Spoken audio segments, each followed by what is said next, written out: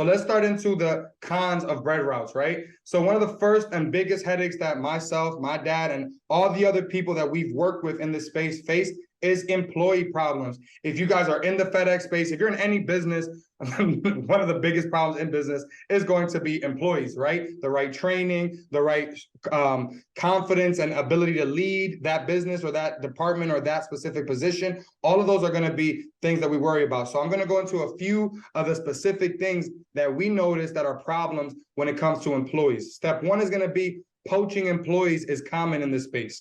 So this is huge. I got a great employee. He's killing it for me. He's been working for me for a year. I spent all the money to train him. I spent all the time to make sure that he knows how to grow this route, how to grow this business. And now here comes along the guy who's doing the route right next to me and says, hey, buddy, I'll offer you an extra $100 a week. Boom.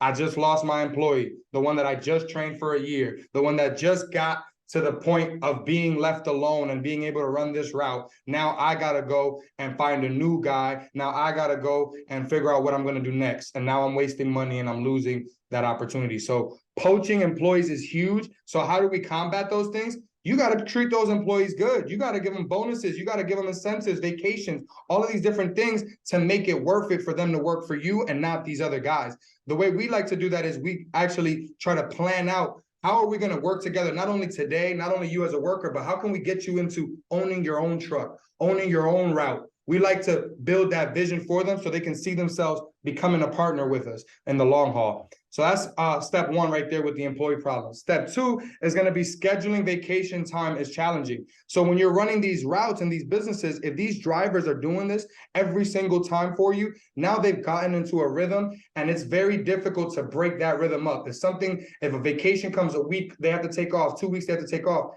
Someone who's not used to running a route doesn't know how to keep up that same pace. You can have a huge slump in numbers. We don't want that. We don't want that. We want to be able to make sure we're keeping track of these numbers and planning out the vacation times. So now it's not a stressful situation for the owner who has to figure out how to cover this vacation. And it's not a stressful time for the employee who's trying to have a good time with their family. They don't want to be stressed about what's going on in the bread route while they're on vacation. So we try to mitigate that by being way ahead on knowing when our vacations are coming, having the right personnel ready to go for when that person's gonna go on vacation, as well as if that person hasn't been trained on that specific route and they're gonna be doing that vacation, then we might have them go out a week ahead and actually practice and see how the route is supposed to be ran, how each stop is supposed to be delivered to. So these are just simple tips and tricks to help mitigate that scheduling vacation time situation. The next piece we got is overnight/early morning operations. So this is a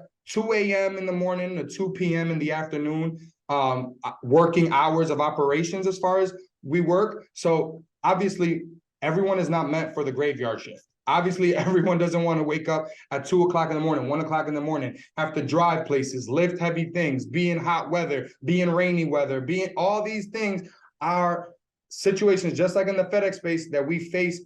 Like it's difficult to get people that want to go through that. You get what I'm saying? So how do we actually make it make sense? Well, hey, if you finish early, you get to finish early. So if you come in at 2, but you're done at 6, you get the rest of your day to do whatever you want. So these are the ways we incentivize them to actually get the job done quicker and earlier, because that's going to give them time to go pick up their kids from school, go hang out with their family afterwards. So these are the type of things we try to incentivize and make their days more balanced and easier so that they can actually be able to go and enjoy themselves and still be able to get the errands done that they have to do, still be able to run a regular life, even though they're living this, graveyard shift type of job. We want to still make it as normal as possible for them to operate in the regular 9-to-5 world, if that makes sense. So that's for that piece. Next part is cash stops.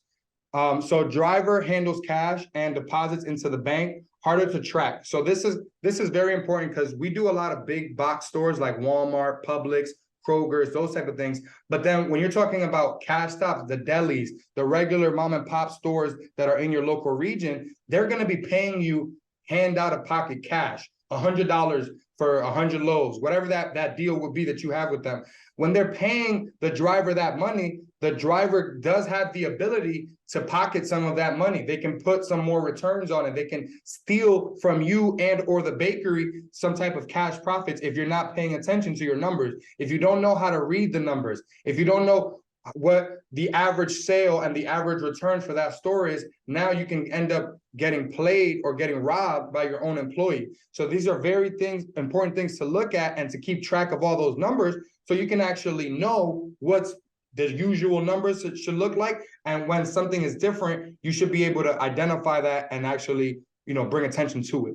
So the last piece from the employee standpoint is going to be hiring a driver that can cut into profitability. Some drivers appear to be paid under the table. So when you're hiring a driver, we're trying to get the best type of driver, meaning we want this driver to not only look at this as a job, but look at this as a career and as a partnership opportunity for the long haul. So we're looking for people that are willing to go the extra mile, because this isn't a 9-to-5 situation where, hey, you coming in, you're pushing some papers and you're out and you're going to get paid the same every single day. No, we get paid by the amount of product we push. If we're not pushing product, we're not making money. So if they're not pushing product, they're not making money. So we like to incentivize and align ourselves with the proper employees that have that extra go the extra mile mentality. What do I need to do to get more results? What do I need to do to get more sales? So when I'm out on a route, it don't matter if it's my route, my dad's route, or someone else's route. I am going to go the extra mile to get that placement, to get an extra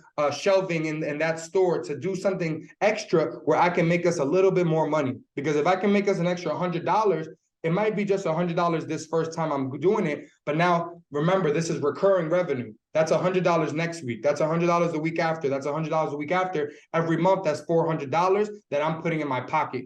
So the drivers that are able to push those small numbers up are the ones that you really want to keep, because they're going to help you raise the profitability of the business. Okay. So that's something that we're always looking for in drivers is, are they willing to go the extra mile? If we told them, hey, your day is from 2 a.m. to 2 p.m., but they have this one last store that they got to do at 2 p.m. and they decide to not do that store because they want to go home, that might not be the best driver to run that route, because they're not ready to be committed for what it takes.